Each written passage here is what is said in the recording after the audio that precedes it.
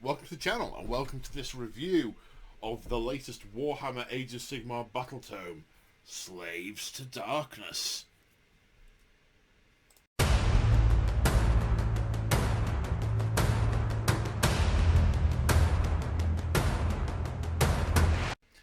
That's right folks, GW have sent me this free of charge for your reviewing pleasure. It's in a box, it's in an army box. And there should be, if you're watching this on the day that the video is posted onto YouTube, it's the same day that this goes up for pre-order with GW, and there should also be an unboxing video on the channel as well, unboxing the content of what you get in the box, because you get the book and the cards and the demon prints and some chosen and some ogroids. That's what you get, I think. But they the video will tell you that. Anyway, so usual format. I'm going to go through the book and pick out things that jump out at me. Have a talk about the rules. Have a talk about the narrative that's in the book. Go through the painting guide. As usual, I won't be going through the narrative, the path to victory section, or the match play section, but. The rest of it, oh yes, I will. So, how does it start? And as always, we're going to start with the flavour text at the beginning, because, flavour. There are true gods, and there are false. Like the traitor Sigmar, and like the thief Nagash. We who speak with the true lords of the cosmos know their secret. These pretenders are still mortals in their hearts. They transcended in body, but not in soul. They still have mortal frailties, weaknesses, things that make them unworthy. They take from their followers and give nothing in return. In truth, they are not gods at all. Yet our masters and patrons, they have real power. Power they bestow on those who please them. Power that can be seen and felt, that shapes the body, strengthens the mind, elevates the faithful, and minnows out the weak. Yes, their gifts are strange, their blessings seen as curses by pampered city men. But that is because they are deluded. We cannot truly hope to understand true gods, but we can thank them for giving us a measure of their might. Do you still doubt? Look around you. You see monsters, beasts and madmen, but we see the truth. Are we cowards locking ourselves behind high walls? Are we locked in the drudgery of thankless tasks? No.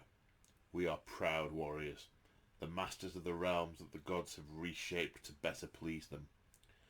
And this land is ours. Oh, we make a devil's bargain to claim it. We turned to dark paths to survive. What other choice did we have with those we once called brethren fleeing into their precious heavens? What would you have done in our place? Would you have died or found a new life as we did? We found new truths. And now the cowards return, hungry for what little meat there is left. They push into our territory, wanting to plant their standard, to raise the statues of their weak, false gods once more. Let them come, I say. We will kill them all. Sorry about that, bit of a coughing fit there. Okay, so the actual book itself. Need a bit of light. Try and get the light on the book without dazzling the screen. Because it's dark outside now. Who took away the summer? I don't know. Okay, so first we have some new dioramae. Yeah, I mean they've got the new models, which what I assume to be the new model, because obviously the new demon print is new, and these chosen are new. I think they're new Chaos Warriors, and oh no, they're ogroids. They're just a long way away. This one is small. That one is far away. Yeah, nice diorama. Okay, then the Dread Host's March, a bit of flavour text about walking the dark path and all involved. Then again, nice bit of artwork with the new Demon Prince. So it's not actually the new Demon Prince; it's an illustration, but it's obviously in the likeness of the new Demon Prince because it's got the same face, which is cool. More about walking the bleak path and the rewards, and the path to glory. And there's some good books about this. I recently read. What's it called? I'm gonna have to look.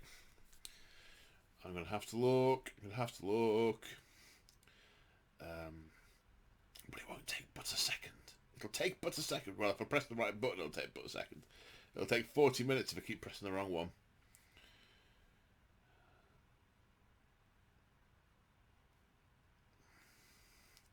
Come on. Scourge of Fate. That's the one by Robbie McNiven. That's very good. That's told from the perspective of a Chaos Lord who is attempting to join the ranks of the Vanguard. Very good book. A lot of fleshing out. I mean, he's an anti-hero because he's a Chaos Lord, but it gives a real flavour for the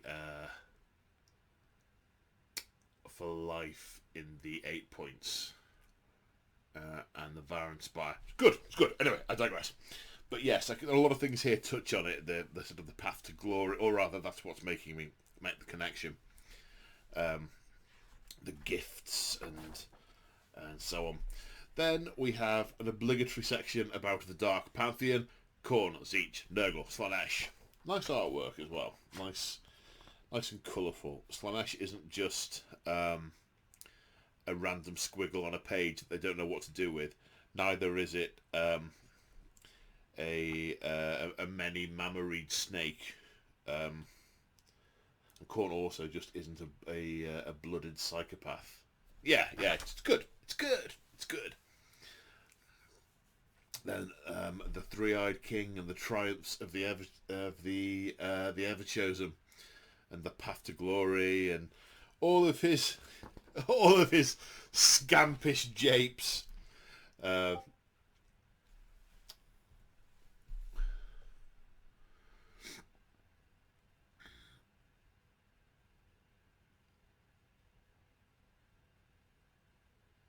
So this section, I'm looking at this thing. I don't remember reading this page, and I'm like, I'm sure I read these pages. I read this book.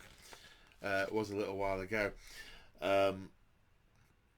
This is talking about chaos in Gur at present, and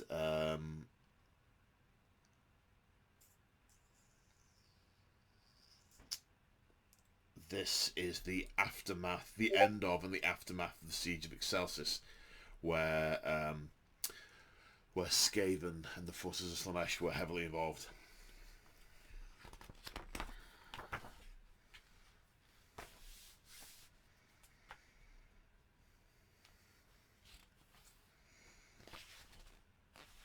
And then the similar in Akshi, talking about the tribes of the Parch, the Great Parch. And that's Akshi?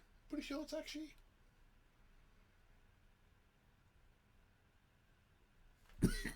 Akshi. Oh dear. I'm coughing a bit. I've got a mild case of peanut lung. And that's not any kind of slang. I inadvertently breathed in a peanut I was trying to eat earlier. And it's left an irritation.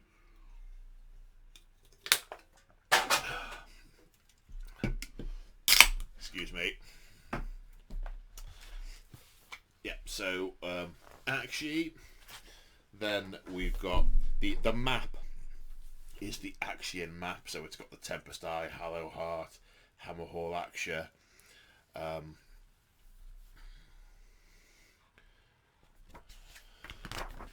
All that good stuff. Then the Annals of Ruin. We've got a very, very, very small Age of Myth. And then loads of Age of Chaos. Loads of Age of Chaos. Then a bit of Age of Sigmar and the Soul Wars and the Ogroid Dilemma. Okay, I'm going to read this one. Though the Ogroid race have long considered themselves more civilized than the monsters of Gur, their inner beast cannot escape the thumping beat of destruction that they hear in their dreams. Their gladiatorial contests and disciplinary beatings became even more savage. Amongst the Varangard, it does not go unnoticed. Not long after the rise of Kragnos and his rampage across Thondia, Archeon sends the Ogroids out from the Varanspire in their thousands. The vast majority are driven into Gur, plunging out of the Moorgate with such suddenness and force that they cut their way through the hordes of Oryx and spider-worshipping grots that lay claim to it through the imprisonment of the great worm Fangrathak. They seek out the hosts of chaos, adding their might to that of the Chaos Warbands that otherwise would have fared ill in the war of survival against the numberless hosts of destruction. More and more often they give themselves over to the raging beast inside, particularly when wounded and when the scent of gore is thick in the air. In this they finally know fear, for the beast within cannot be conquered with finely wrought weapons or well-made shields. Ogroids. Then we've got a section about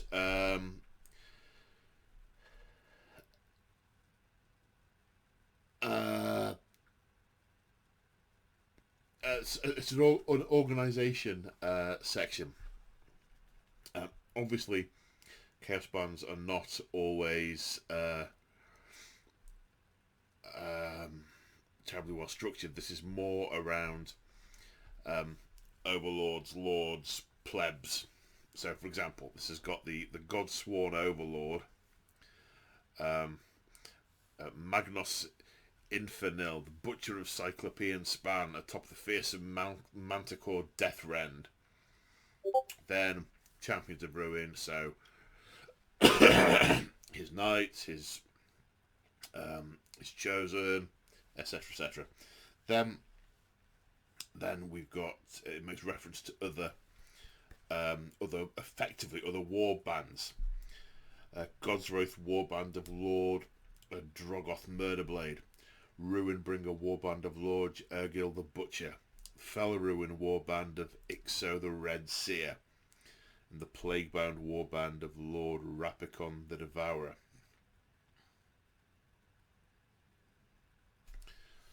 So it's sort of, and the book I was referring to makes reference to that as well. It's about sort of hierarchy of, it's sort of like war bands and tribes and who they pledge to and the allegiance to. It's kind of like a pyramid scheme of little ones roll up to a bigger one pledges himself to an even bigger one pledges himself to an even bigger one, all the way up to Archeon.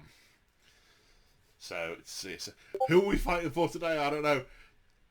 Jane's boss's boss has said go that way, or we're going that way, as the powers will it. Then we've got the Damned Legions, and these are the sub-factions, effectively. So the host of the Everchosen is Archeon's host. The Ravagers are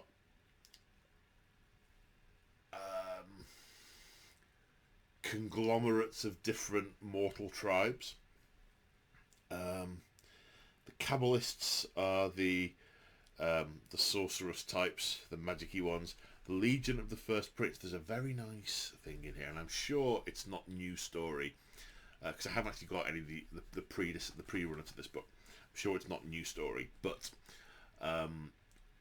Be'lakor believes he should be the Everchosen, and his legions are not only trying to enact the will of chaos, but are also trying to nobble Archaon so that Be'lakor takes his place as the rightful ever chosen. The spoilers are all about big monstrosities, and the Knights of the Empty Throne are effectively the vanguard of the 8 points. The vanguard are sort of like the elite chosen. That if you sort of think it kind of goes barbarian, chaos warrior, chosen, chosen, lord, vanguard, Archaon.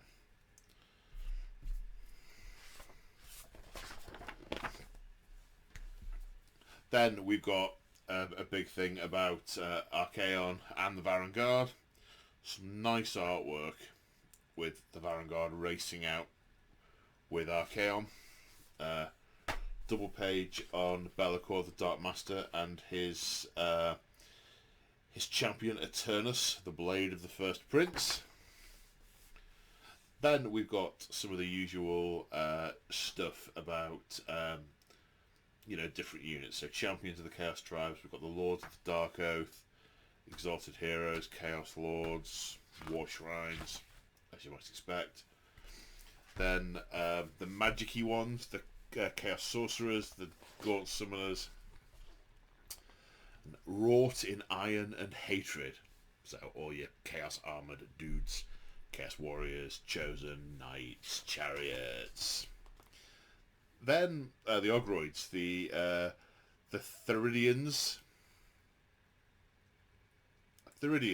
and the Myrmidons, and then the Lost and the Damned. So we've got all sorts of random stuff on here, from Demon Princes, Chaos Spawn, Soul Grinders, which I really don't think fit in AOS. I just can't look at them and think. I look at them and think, you are on the wrong table. You're in the wrong game. Mutalith, Vortex Beasts, Slaughter Brutes, etc., etc. And then there's the Warbands of the 8 points. So there's a little ditty about each of them. So on this page, you got Maid, Splinterfang, the Horns of Hashut, Spire Tyrants, the Tarantulos Blood. So the 8 points is a sub-realm that used to be referred to, well, in fact, by non-chaots, is referred to as the All Points. It's a sub-realm that has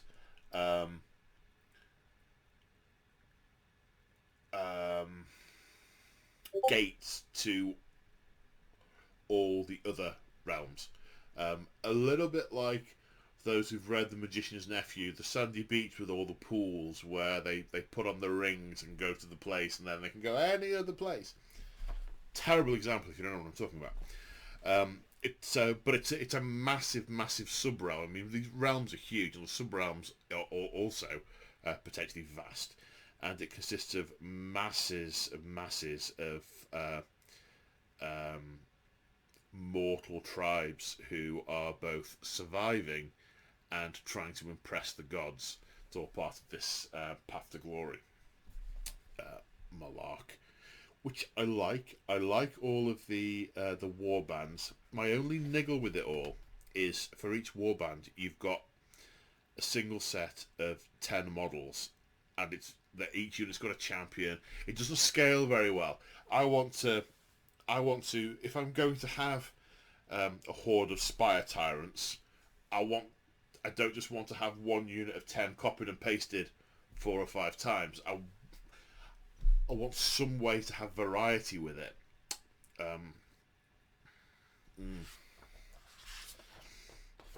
So that's where I become a bit more hesitant. But then, okay, so there's more. There's the Corvus Cabal, the Cypher Lord, the Scions of Flame, the Iron Golem, the Untamed Beasts, and the Dark Oath Savages. Now, the Dark Oath Savages, they're sort of billed in here as kind of like the the sort of barbarian warbands, and they have characters, heroes, but again, it's one unit of 10. Copy paste, copy paste, copy paste. And then with the keywords, there's no way of linking those back into the marauders. That's the word, not barbarians, the marauders. Almost like you want to be able to take the marauders and apply one of these keywords to it to have the characters.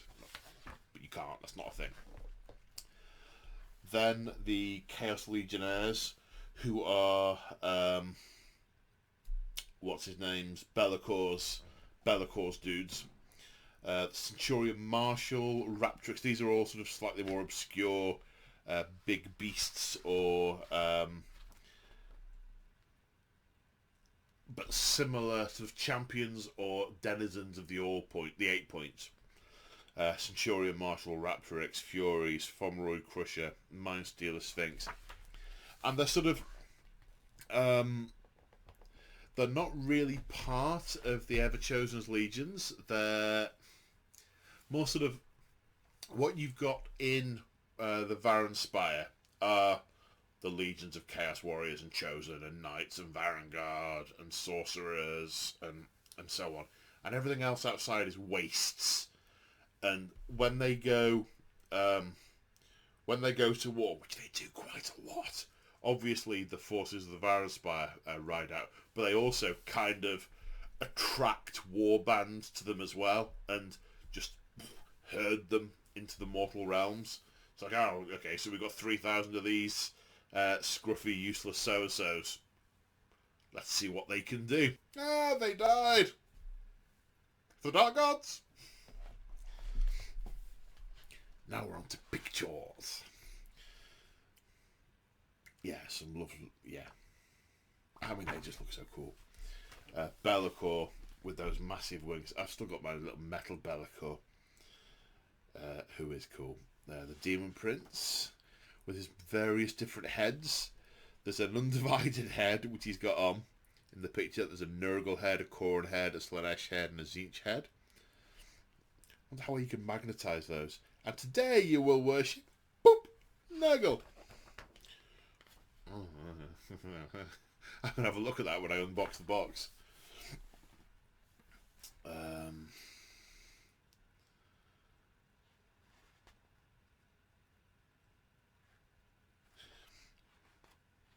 Yeah, and we've got the Chosen, who also have some way of displaying their allegiance. It says it's on the it's on the banner pole. It's on the cross-piece banner pole. Hopefully that's magnetisable. Chaos Lords. What's this? This looks good. Who are these poor suckers? Caradron. Hordes and hordes and hordes of malevolent chaos chaos beasties, chaos war shrines. They've got some smoke sitting on the bottom of this, and then Caradron. Nice. Oh, this one's against Ogre Kingdoms. That's a blast from the past. And Oryx. Different examples of a few different paint schemes. Where Chaos Warriors, this Chaos Warrior is turquoise, Marcus Tzeentch. This Chaos Warrior is purple, Marcus Slaanesh. This Chaos Warrior is green, Mark of Nurgle.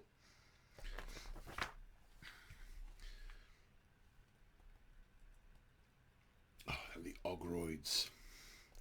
They look so cool. That is such an amazing banner. I can't wait to see if that's a 3D image over the banner, or if someone's painted that freehand. My word.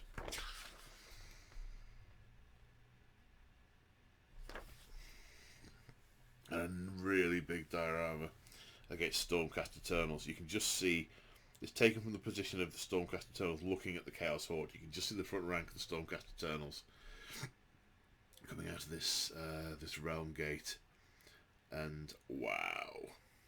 Yeah. Oh, there's Archeon. Yeah, it sucks to be you guys. Who can I see? I can see a Lord Imperatant and about 30 Stormcasts against what I guesstimate to be 4,000 points of chaos. Yeah, it's looks to be them. Right, painting. So there's a how to paint the black armour and the gold and the red cloth. Details for shields, fur, bone, swords, skin variants. There's a sort of grey demon one, a couple of different pale skins, a dark skin tone, the skins of the mutated steeds, Mark of Khorne red armour, Mark of Khorne details, cloaks, helms, Mark of Tzeentch blue-green armour, Mark of Tzeentch details like scales and robes and stuff, Mark of Nurgle green armour, and Mark of Slaanesh purple armour. Who'd have thunk it? And now we are into the rules. Now, there's a couple of bits on here that, like I say, I don't know the old rules because I haven't got the old book. What I have done is gone through the app, and there's a bunch of stuff on here that I can't see any reference to in the app, so I'm assuming it's new stuff. But so I apologise if it's not. Okay, so in terms of the battle traits, there are four main things: the Vows of Darkness, the Damned Legions, the Eye of the Gods, and the Marks of Chaos. So, if your unit has a mark of... Every unit has to have a Mark of Chaos. It can either be one of the four gods or the Mark of Chaos undivided. And each Mark of Chaos gives an ability to stated units, and I will go through them all, but it also then has a command ability that you can use, some of which all interact with the Eye of the Gods. So I'm going to go through the Eye of the Gods first, I think, because then some of the others will make more sense with context, because I read them in the order in which they appear in the book, and I thought, I don't understand. It is clear if you read them this way around. So the Eye of the Gods rule. At the end of each phase, for each enemy hero or monster destroyed by a friendly Slave to Darkness unit with the Eye of the Gods keyword, including those destroyed by an ability or spell, blah blah blah blah blah blah blah, make a roll on the following table. In addition, if you gain control of an objective previously controlled by your opponent, make a roll on the following table. When you're rolling on the table, roll 2d6 for heroes, and for all of the units, roll 1 dice and add 2 to the score. So, as you can probably guess if you stop and think for a moment, all of the units, rolling 1 dice gives you a score between 3 and 8. Things like Demon Hood and Spawndom sit outside of that range. So your generic units can get any of these results from 3 to 8. Your heroes can get those, but they can also get the ones at the bottom and at the top. So killing a hero, killing a monster, taking an objective off your opponent are what triggers rolls on here. Specifically says that they last to the end of the battle and they are cumulative, so if you get the same ones. So, first off, let's just do the ones that a unit can get.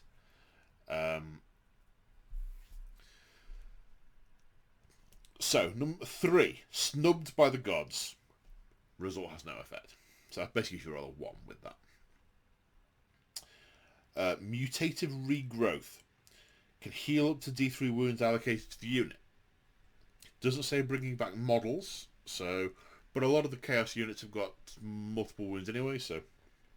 Flames of Chaos. Next time this unit is affected by a spell cast by an enemy unit, on a 2+, ignore the effects. Unearthly Reflexes. Until the end of the battle, add 1 to charge rolls for this unit. Unholy Resilience. Until the end of the battle, this unit has a ward save of 6+. And Slaughterer's Strength. Until the end of the battle, improve the rend characteristic by this unit's melee weapons by 1. So, if you're getting a lot of these, the housekeeping on this might be a bit but it's killing heroes, killing monsters, and capturing objectives off your opponent. So, bit of housekeeping to do, but none of those feel particularly game-breaking. They're sort of nice little extras. So, the ones outside of this, that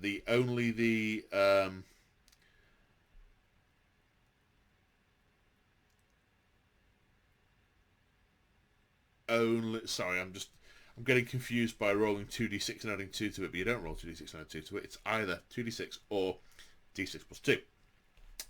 So, double 1, spawned them. The hero is slain, and they become a chaos spawn. Oh, and a chaos spawn appears. So, bad. Then, the other results at the top end. Arcane Awakening. The unit becomes a wizard. It becomes a level 1 wizard, basically. If it's already a wizard, it gains an additional spell to cast. If it's a Khorne unit, it gains the previous one, the Slaughterer's Strength instead, which is about melee weapons. Basically, you can't get this one if you've got a Mark of Khorne. Aura of Chaos. Until the end of the battle, the unit has a ward save of 5+. And 11 or 12 is Dark Apotheosis. The odds of rolling an 11 or 12 are on 2d6 are 1 in 12.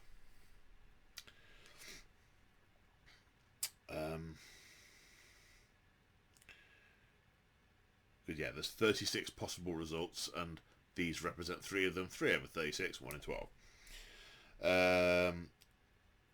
You can either choose Demon Hood or any other result on this table instead. So if you haven't got a Demon Prince model, you don't lose out. You can just pick what you want.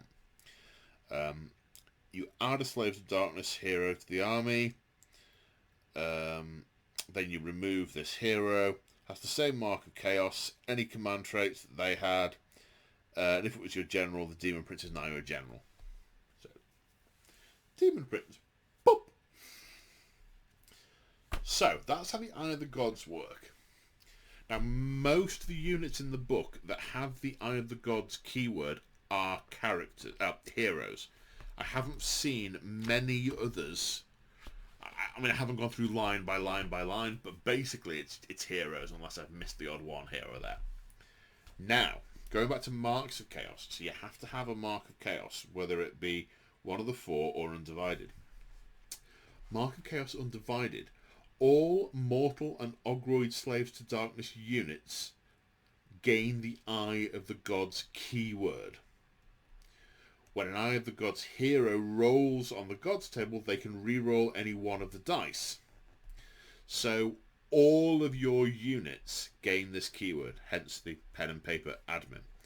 So they can get anything from Snubbed by the Gods to Slaughterer's Strength, which is the extra rend, by killing monsters, killing heroes, or taking objectives off the enemy. And there's more chance your heroes are going to get what they want. Rerolling the dice, I mean, it's reroll one of the dice as well. So double 1, reroll that. Slaves to Darkness heroes, the Undivided heroes, get the Slay Worthy Foes command ability that you can issue to a friendly unit, and to add 1 to wound rolls in melee that target an enemy hero or monster. Right, Mark of Khorne. Add 1 to the attack characteristic of the melee weapons used by the units if they make a charge in the same turn. In addition, Khorne heroes can issue the following command: let the blood flow. After it makes a charge move, after the receiving unit makes a charge move, roll a dice. On a 2+, the enemy suffers D3 mortal wounds. Mark of Tzeentch. You can roll a dice every time a spell targets a friendly Tzeentch unit. On a 6, the spell has no effect on them. In addition, Tzeentch wizards know the following spell. Warp Reality, casting value of 6, range of 9. For one friendly Tzeentch unit, remove them from the battlefield and then set them back up again within without 9 inches of the enemy. So you can boop, boop, teleport Tzeentch units. You can only so you can't just make your sorcerer a Tzeentch sorcerer and then teleport your Mark of Khorne warriors across the board. No. But you can do it to Tzeentch units. So if you're doing themed armies, this nice stuff. Mark of Nurgle. -1 to wound rolls that are made with melee weapons that attack models with a Mark of Nurgle. Oh, that's so nice!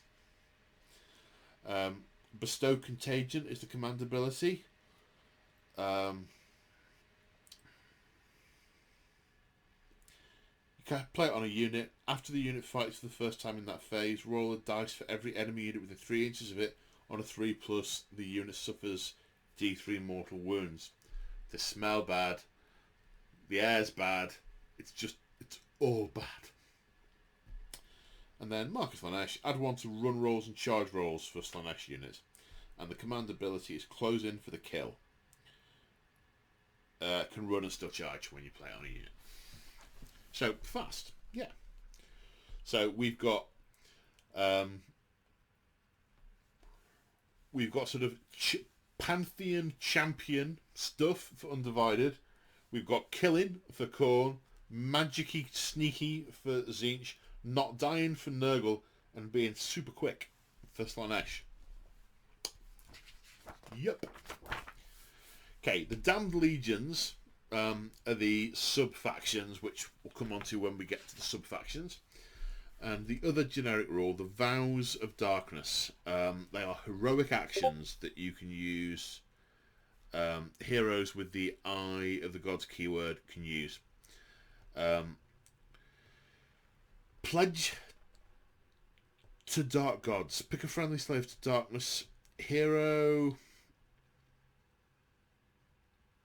Every time that you roll on the table, they can roll 3 dice instead of 2. So if you're coming up to a turn where you think your hero is going to gain a roll on the Slaves to Darkness table, you can use this.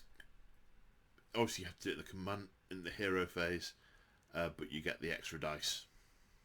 Nice. Draw on power. This is one for a wizard.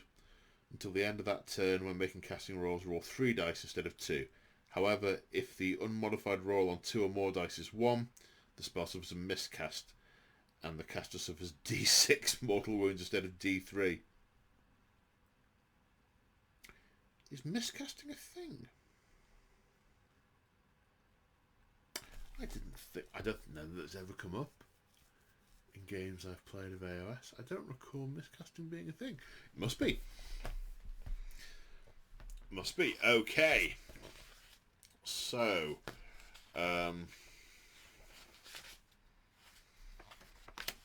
yeah, right. Command traits. So there's 5 tables, undivided, etc., etc., etc. So the undivided ones. Well, I say undivided. Actually, no, that's not how they're doing it. There's any Slaves to Darkness hero can take these ones. Death Dealer is a fight again once per battle. Favored of the Pantheon. After you've deployed, roll on the Eye of the Gods table. Art Sorcerer.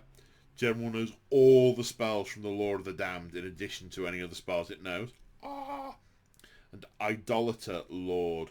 General becomes a priest. What's this? In addition, you can choose to replace the undivided keyword on every undivided cultist unit in your army with one of the following keywords. Khorne, Tzeentch, Nurgle. All cultist units must be given the same keyword and general too. Okay, so hang on a second. This is something.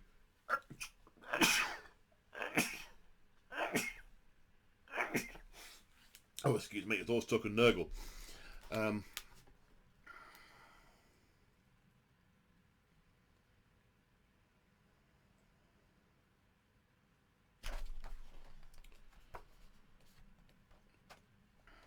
Bear with.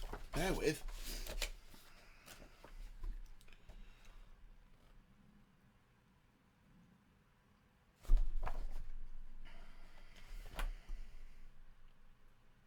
Okay. So the cultist units, like the Unmade, the Cypher Lords, the Corvus Cabal, Splintered Fang, and so on, they are all undivided by default. And they don't have the Mark of Chaos word. Now, the Chaos Marauders have the Mark of Chaos word, so you can give Marks of Chaos to your Chaos Marauders, but you can't give them to your Warcry bands. However, if you have, if you are the Idolater Lord, it makes all your cultists whichever one you choose. So you become a priest.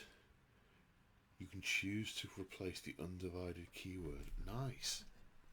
Okay.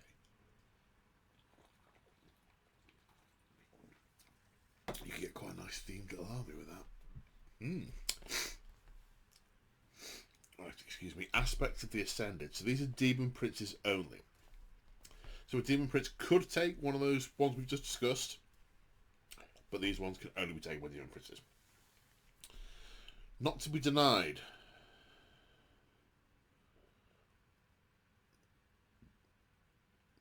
In each hero phase, once you carried out heroic action, if you did not carry out the heroic action with this general, you can carry out an additional heroic action.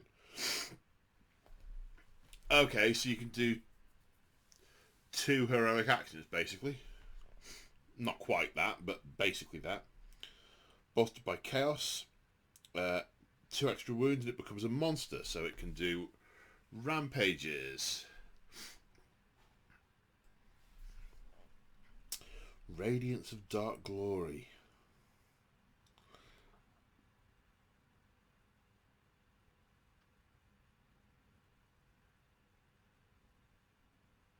Ew. Start your hero phase, roll a dice for each friendly model within 9 inches of this general. On a 3+, you can heal a wound. Or if it's a monster, on a 3+, you can heal 3 wounds. They just... Radiance of Dark Glory. Oh, it's such a good name for it as well. Diabolic Majesty. Undivided only. So you can have an undivided Demon Prince. Thank you. And why haven't we got that in 40k?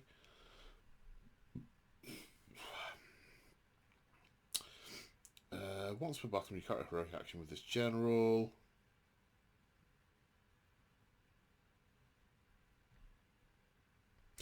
Undivided only. Once per battle, when you carry out a heroic action with this general, you can carry out any one of the heroic actions on its war scroll, even if it doesn't have the required keywords. That's right, the Demon Prince has got lots of god-specific stuff on it, so this Diabolic Majesty lets you access all of them.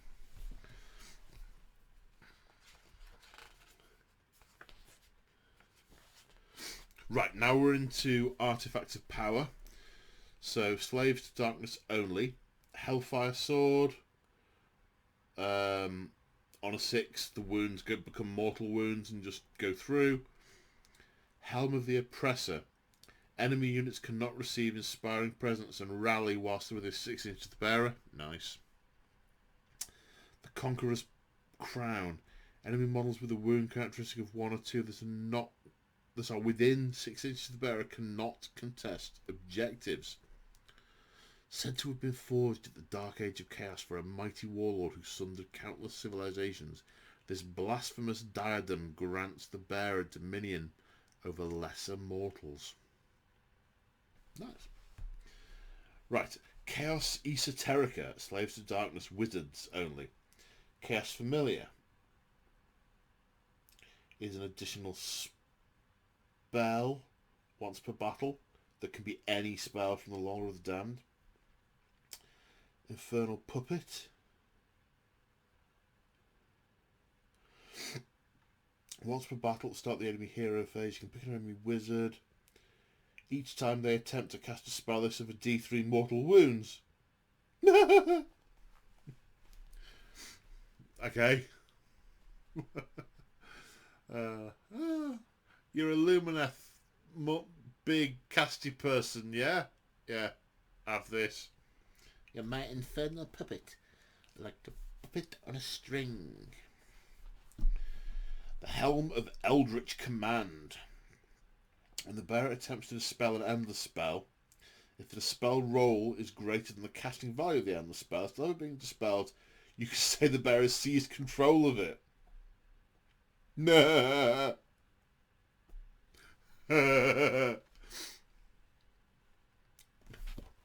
Yoink! Mine now. But what? Turn around. Eat them instead. And then Infernal Treasures. Demon Princes only. Helm of Many Eyes. The strike's first effect applies. Doombringer Blade. Nominate an enemy hero at the start of the game. Add 1 to wound rolls against that unit. The Realm Warper's Twist Rune. Once per battle, pick a terrain feature. Roll a dice for every model in it. On a 6, the unit suffers a mortal wound. Then, until your next hero phase, the terrain feature blocks visibility in the same manner as a wild would. Okay.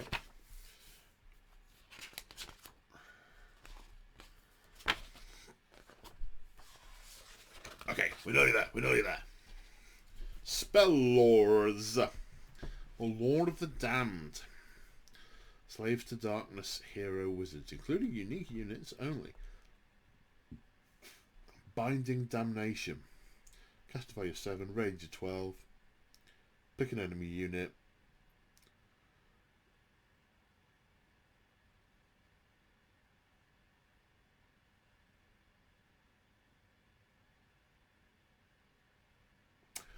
And they gain strikes last. Sorry, I read it as strikes first. I thought, how can that... Have I read the... Should it say friendly unit? But no. Give strikes last to an enemy. The Spite Tongue Curse. Casting value of 3 and a range of 12 inches. Pick an enemy unit. It suffers 3 mortal wounds. If the casting is unsuccessful or the spell is unbound, the caster suffers 3 wounds. Uttering the foul syllables of the dark tongue until blood pours from their mouth, the caster beseeches the dark gods to destroy their enemies, though such pacts carry with them a terrible cost. Nah. Chaotic Conduit. Casting 7, range of 12. Pick a friendly Eye of Gods unit. You can immediately roll the Eye of Gods table. Okay, I mean, you could take a sorcerer just to keep rolling every turn for... Seems a bit excessive. Ruinous Vigour.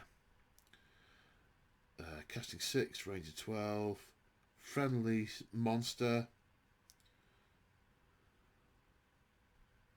Use the top row for the next turn, regardless of how many wounds it suffered. Demonic Speed. Casting value 6, range of 12. Friendly unit that has a mount.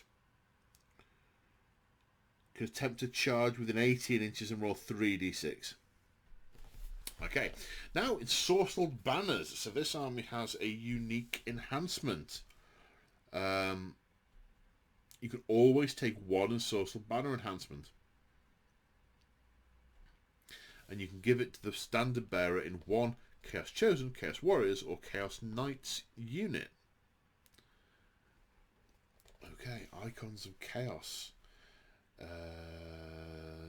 There's 2 generic ones and 1 each per god. The Blasphemous Icon. Whilst there's models on the battlefield, subtract 1 from chanting rolls by priests that do not have the Chaos keyword. Nice. The Dread Banner. Undivided only. Each time the unit rolls on the Eye of the Gods table, you can roll 2 dice instead of 1 and pick 1 to be used as your roll. because if it's undivided, it's automatically going to get the ability to roll. Yeah. So that would be good for your multi-wound. Oh, you can't give it to Vanguard. You can give it to Chaos Knights. So you've got multi-wound models. You could potentially be... you roll 2 dice. If you wanted to get the wounds, the healing, for instance. I don't know why that's just leapt instantly to mind, but there we go. Banner of Rage, Khorne. I'd want wound rolls for attacks made with melee weapons. The Blasted Standard. Unit has a ward save of 4+ against missile weapons. Eroding Icon. Worse than the rend characteristic of melee weapons of the enemy by 1, whilst they're wholly within 12 of this unit. The Banner of Screaming Flesh. Slanesh only. Add 1 to the attacks characteristic of the unit's melee weapons if it made a charge in the same turn. You see, I like the idea. I like the idea of using in the books for the 4 god specific ones, so the Head Knights of Slanesh, the Maggotkin, etc., etc. I like the fact that you can take multiple Slaves to Darkness units and Beastmen units, and in the case of Maggotkin, Skaven units. And they form their consortium units rather than allies, so all the rules apply. It appeals, sort of going, okay, these are my Nurgle Knights to go with my Maggotkin. What also kind of appeals is painting. See, this is where the hobbyist in me sort of goes, do you want to have 1 army or 5? 1 or 5, 1 or 5, 1 or 5. I had the same conundrum with my Eldar years ago. I went for 5. I think on this occasion I might paint them in the sort of black, the ever-chosen colours, and just go, and today you worship Nurgle. That's why I was kind of thinking about magnetising the icons. Ooh, unboxing. I don't normally do them in this order. Why did I do them in this order? I can't remember why I did them in this order. So those being sourceful banners, you get one of those for freezies. Right. So last bit of the rules, we have the Damned Legions. So these are your sub-factions. Host of the Ever-Chosen. Oh, this one's good. This one's good. This is just good. This is tear fodder. This is weeping. Chaos Chosen, Chaos Knights, Chaos Warriors or Varangard units, if they receive the rally command, it goes off on 4+. And you get to take an additional ensorcelled banner enhancement for your army.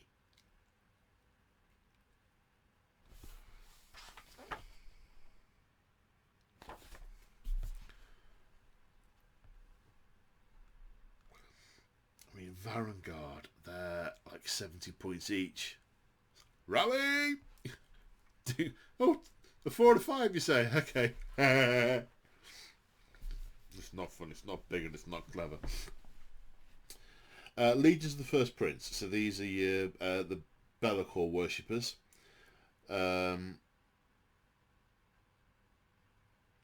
the start of your hero phase, you can pick 1 undivided unit, and they gain a one of the gods keywords in addition to the undivided. Designers note, if you pick a wizard, then they also know the Warp Reality spell until the start of the next hero phase. And Infernal Servants. Allied Bloodletters, Horrors of Tzeentch, Plague Bearers and Demonettes units benefit from the Chaos Battle trait, page 70, as if they had the Slaves to Darkness keyword. So, yeah, okay, so you can mix in your demons. Well, obviously it's Be'lakor, isn't it? So, makes sense. Kabbalists. So these are your sorcerers. Kabbalist heroes become wizards. If the hero is already a wizard, they can attempt to cast 1 additional spell, and they know 1 additional spell. In addition, when you carry out the draw on power heroic action with the Kabbalist hero, you can immediately carry out the same heroic action with each other Kabbalist hero within 3 inches of the first. Sorry, I felt faint for a moment there.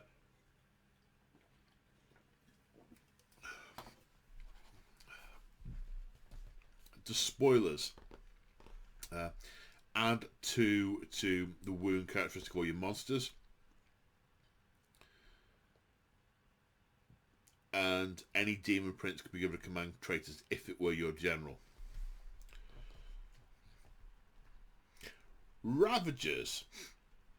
Rally the tribes. You can carry out the following heroic action with a Ravager's hero instead of any other heroic action you can carry out with that hero. Instead of any other... Okay, it's a heroic action you can use.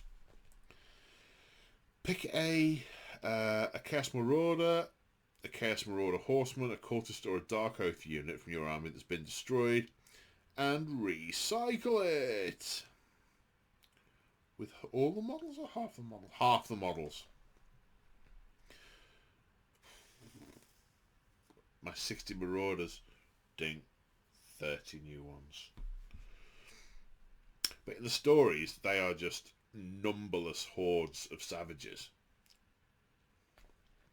Now, the Knights of the Empty Throne are unmatched conquerors.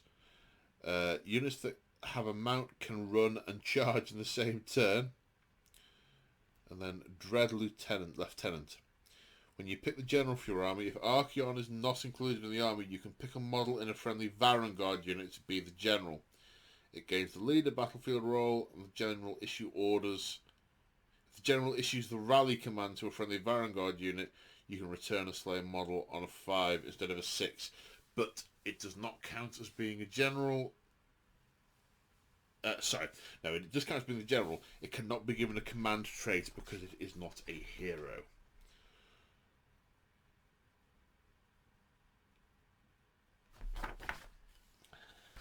Then we're on the Path to Glory stuff, which pass. Oh, although we've got a Ritual of Corruption battle plan, which centres around the capturing of 5 Chaos Lodestones and enemies coming in from all quarters or corners to try and disrupt it. That looks fun. Right, then we've got the Warscroll battalions. So the Chaos Hordes, these all get the first time a unit from this battalion runs, do not make a run roll. Instead, it is treated as being 6. A bit of admin there. But yeah, nice. And you've got 4 different flavours. You've got the Godsworn Champions of Ruin, which is a hero and 4 to 8 units of Chaos Chosen or Knights. Then you've got the God's Wrath Warband, a Chaos Lord of 4 to 8 units of Chaos Chosen, Chaos Knights, Chaos Marauders, Chaos Horsemen, Chaos Warriors, and 1 Chaos War Shrine. Now that sounds like my cup of tea. I like the idea of that. Note to self, purchase a Chaos War Shrine. Then the Ruinbringer Warband, a Chaos Lord that has a mount, and 4 to 8 units in any combination, Chaos Chariots, Chaos Knights, Chaos Marauder Horsemen, or Gore Beast Chariots. I also like the sound of that. And then the Overlords of Chaos, 3 to 6 Varangard units.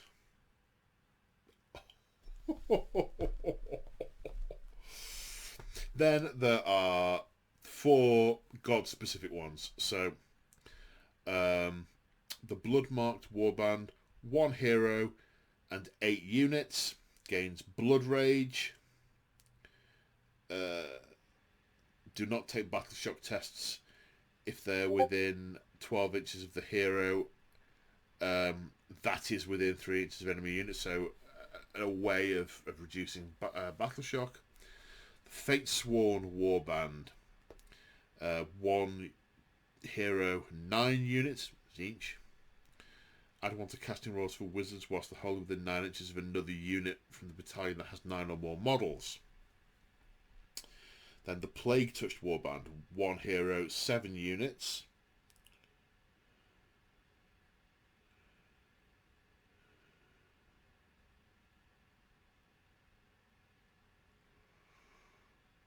Ooh, Swollen with Disease.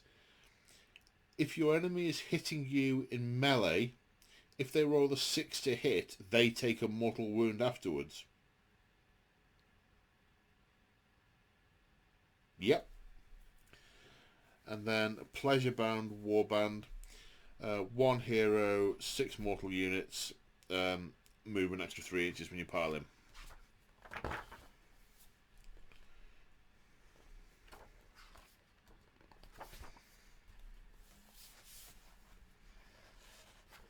Okay. So now we are into the now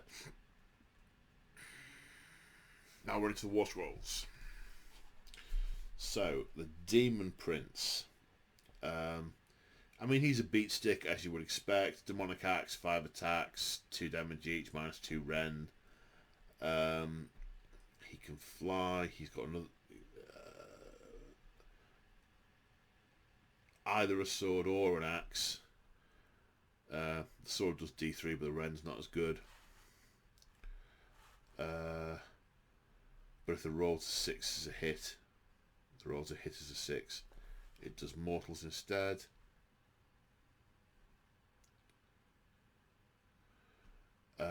The unit, the mounted skulls of fallen foes. Units near within 9 inches don't take. Do not take battle shock tests for friendly units wholly within 9 inches of this unit. In addition, each time an enemy hero or monster is destroyed, increase the range of this ability by 3 inches. Nice. And then there are 5 heroic actions. So Undivided, they get strike first. Khorne, heal a wound every time you kill a model. Tzeentch,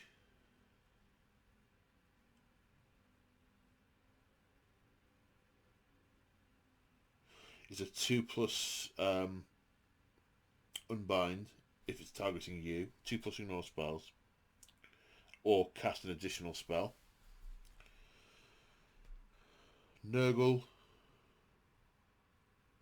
ward saves cannot be made whilst they're within 3 inches of this unit.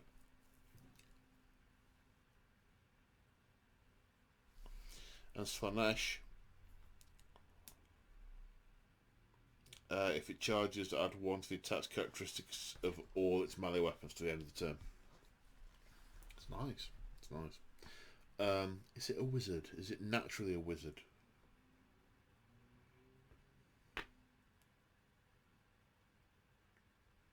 No, it's not naturally a wizard. It could be a wizard because of some of the other bits, but it isn't naturally a wizard. Okay, the Varangard. So these are 5 wounds, 3+ save. They can all have different weapon options, which I like. And the demonic mounts have got better stats than every other mount, because every other mount seems to have 2 attacks, 4+4+-1. These are 3 attacks, 4+3+- -1. 1. So they reflect how nasty these are meant to be. The assaulted weapon is 5 attacks, 3+3+- -1, 2. The Fell Spear, 3 attacks, 3+3+- -2, 2. And the Demon Forged Blade, 3 attacks, 3+3+- -2, D3. I like that. I like the fact that you can have different. You can take the different weapon options. It's elite, so it can issue commands to itself. And it's got a ward save of 4+ against mortal wounds. The Demon Forged Blade does additional mortals on a 6 to hit. Additional mortals. Impaling Charge. Add 1 to wound if the unit's and improve the. If it's charged, if it's got a Fell Spear, +1 to wound, -1 rend. And once per battle, it has Relentless Killers, so it can fight again.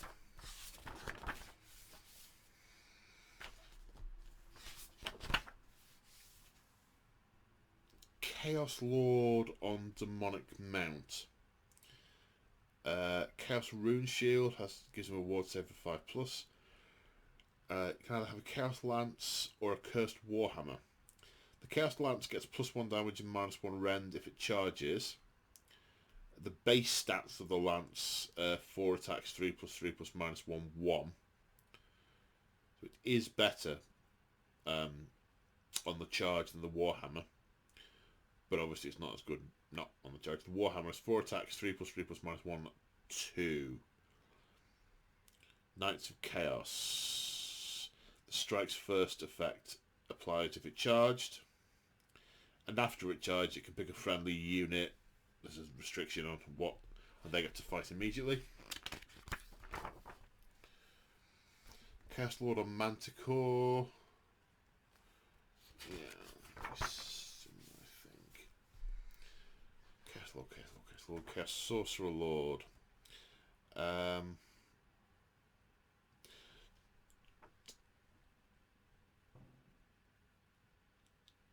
So the Sorcerer Lord gets oracular visions. You can give a ward save to a unit that's wholly within 12 inches in your hero phase. And its spell, Demonic Power, 6+ 18-inch range, friendly unit, add 1 to hit and wound rolls until the start of your next hero phase. So this, yeah, this guy's following along with your big unit and going, and don't die and get harder, and don't die and get harder each turn. That's his lot in life. Like the Ogroid Theridians, the Ogroids, 5 wounds, 5+ save. The Garoan Falchion, 2-inch range, 3 attacks, 3+3 -1, 2 damage. The Garoan Great Axe, 2-inch range, 3 attacks, 3+3 -2 rend, 3 damage. The champion gets an extra attack. The standard bearer adds 1 to the bravery. The musician adds 1 to charge rolls. What are the options? It's either each model, so they don't all have to be equipped the same. So you've either got Great Axe or Falchion and Shield. The Shield improves the save characteristic to 4+. So that's the trade-off. Berserker Rage. Add 1 to wound rolls for attacks made by melee weapons by this unit if any wounds or mortal wounds were allocated to it earlier in the same phase. You've maddened it! And Unleash Savagery. Once per battle, Unleash Savagery. Add 1 to attacks characteristic. Yeah, they're alright. They're pretty chunky. They should cleave through a good handful of Stormcasts if they fight first. Oh.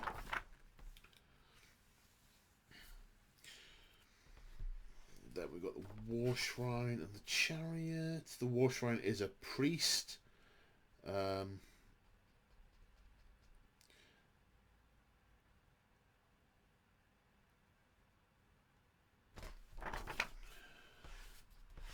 There's a lot of odd little units in here because they're all sort of hoovered up from Warcry. I'm really not going to go through them all.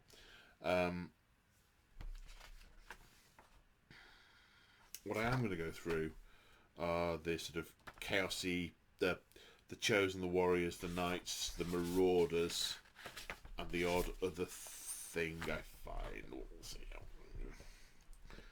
It's the Chosen. So these are 3 wounds, 3+ save. The Soul Splitter weapons, they are all generically rolled up into one profile. 2-inch range, 3 attacks, 3+3 -1, 2 damage. Heralds of Ruination is a once per game fight again.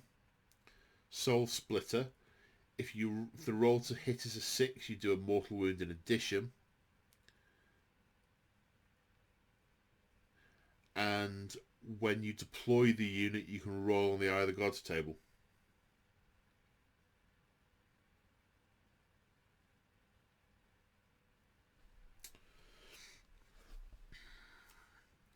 Chaos Warriors. Right, so these are now... I don't know if they were like this, but I'm pretty sure there are new models coming for these. I think I've seen them in the pictures, and I know the old models disappeared from the website, so I think there's new models coming. They always get the shield, but they either get the murderous weapon or the ensorcelled halberd. The big thing I think on here, I don't think this was like this before, their base save is 3+. The Chaos Rune Shield doesn't save their save. The Chaos Rune Shield gives them a ward save of 5+ against mortal wounds. Just mortal wounds. But the murderous weapons are the 1-inch range, 2 attacks, 3+3+, -1, 1. They're your sort of standard, that's your standard elite infantry profile there. The Ensorcelled Halberd, 2-inch range, is the same problem. It's only 4+ to hit. Bringers of Desolation, add 1 to the attack's characteristic of the weapons whilst it's wholly within enemy territory or wholly within 12 inches of an objective that you do not control. So you've run onto your opponent's objective. If I remember rightly, objectives change hands at the end of each turn. Don't think it's battle round, I think it's a turn. So you've moved on to your opponent's objective. Whilst you are taking them off that objective, you are an extra attack with each model.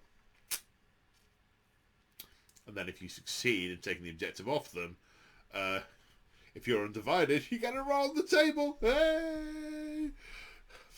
They're getting more powerful. Chaos Knights.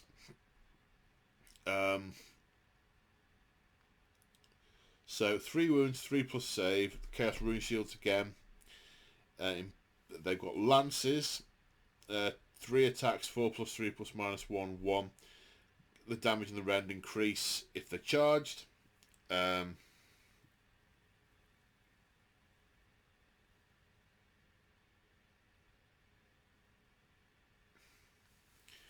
Riders of Doom. When a model in this unit makes an attack with its cursed lance, instead of using the range characteristic for that attack, you can target enemy units that are within half an inch of another model from this unit that is itself within half an inch of the attacking model. That must be because these models are huge, and if you've got a big unit, only your first couple get to fight. So what this is saying is, if you've got, if they're tightly packed, then your back rank gets to fight as well. That's a bit counter to the overall game mechanic. I guess it represents them sort of driving through them. I suppose if Bretonnians were a thing, that might be a rule you had in the Bretonnian wedge, that if they're within half an inch of the front guy and they all get to fight. It's nice. I don't know how I feel about it though.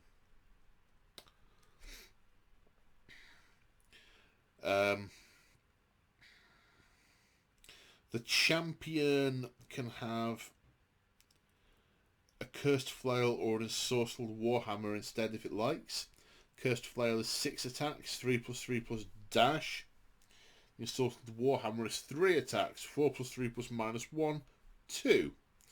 And we are back to the massively corrupt demon warhorse being exactly the same as every other horse. 2 attacks, 4+4+.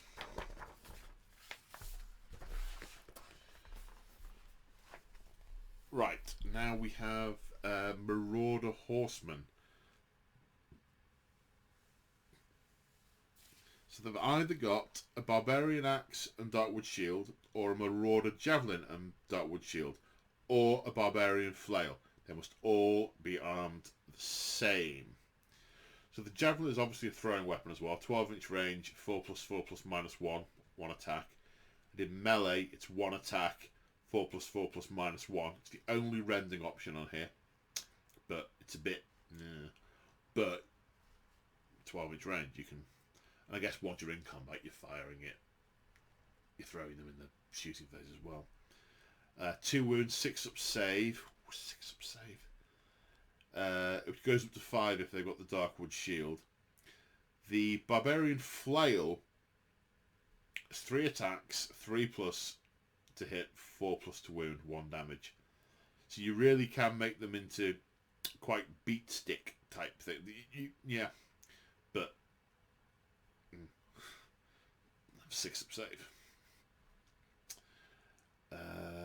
Feigned Flight. This unit can retreat and still shoot and charge in the same turn. In addition, add 1 to hit rolls for attacks made by this unit if they made a retreat move in the same turn. So actually, +1 to hit with your javelins if you fell back. Okay. How many points are these? Boop, boop, boop, boop, boop. Come on, where are you? Not there.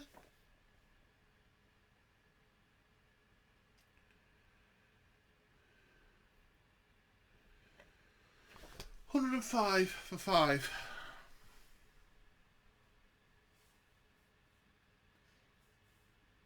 It's like 21 points each. And the Swift Raiders. Subtract 1 from wound rolls to attacks made with missile weapons that target this unit. Okay. Now if they had bows and they were keeping a sort of 18 or 24 inch range away and they were hard to shoot from range and they could fall back and shoot. Yeah. Yeah. Marauder Horsemen. Right. Marauders themselves now. 1 wound, 6+ save, bravery of 5. They can either have an axe and shield or flail. The flail is 2 attacks, 3+, 4+. The axe is 1 attack, 4+, 4+.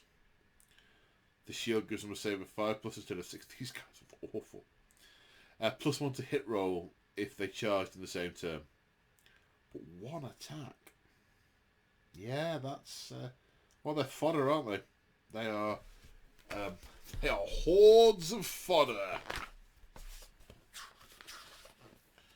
And now we're into the plethora of various different warbands. Most of whom say 2 attacks each, 4+, 4+, with a little special rule, but not going through all of those.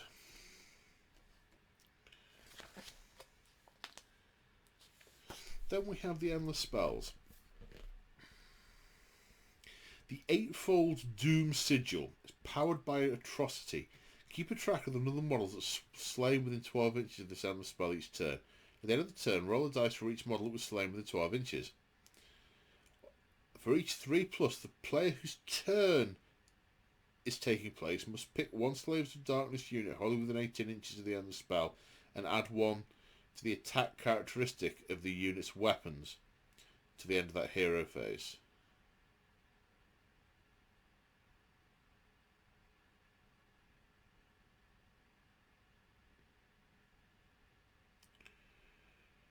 A unit cannot benefit from it for more than once per turn.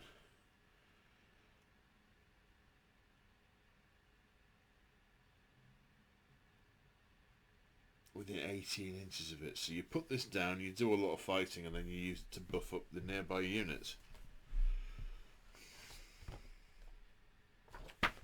No? That's kind of really handy thing if your opponent doesn't have anything to dispel them. But then again, heroic willpower is always a thing. So your opponent has always got access to something. Then the Darkfire Demon Rift. If it passes across a unit on a 2+, it takes D3 mortal wounds. Add 1 to the number of mortal wounds caused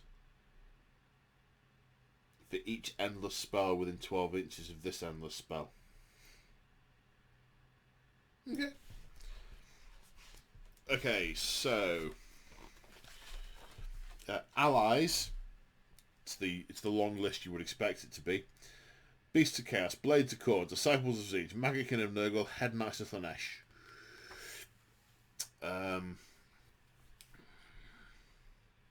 Varangard, 3 for 290 points. Battle line in a Host of the Everchosen or a Knights of the Empty Throne army. Gore Beast Chariot. 115 points each. Chaos Chosen, 5 for 240 points. Battle line in a Host of the Everchosen army. Chaos Knights, 230 for 5.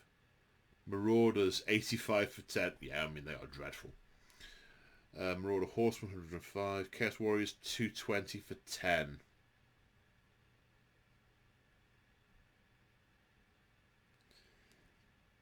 Demon Prince, 195.